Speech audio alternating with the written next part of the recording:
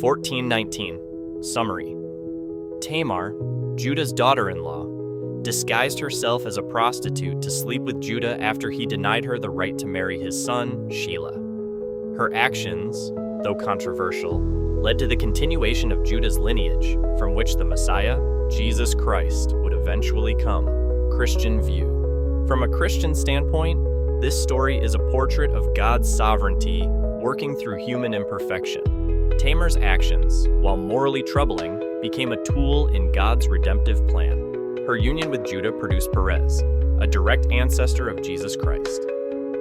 Christians see this as proof that God's grace is bigger than human error.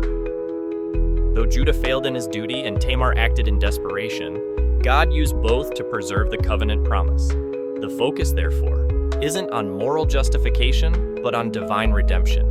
This view also emphasizes accountability and repentance.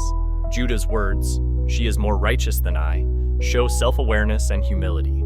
His acknowledgement reflects the Christian belief that recognizing one's sin is the first step toward restoration. Ultimately, the Christian interpretation highlights the themes of grace, redemption, and God's providence, that even broken stories can lead to beautiful outcomes when placed in God's hands. Worldview, secular humanistic perspective. The secular or humanistic interpretation focuses on Tamar's courage and agency in a patriarchal culture. From this lens, Tamar is not viewed as sinful, but as a woman who took control of her destiny after being wronged. Her disguise and deception are seen as acts of empowerment, a clever move in a society that left her powerless. This worldview reads the story as a social critique, exposing injustice and gender inequality.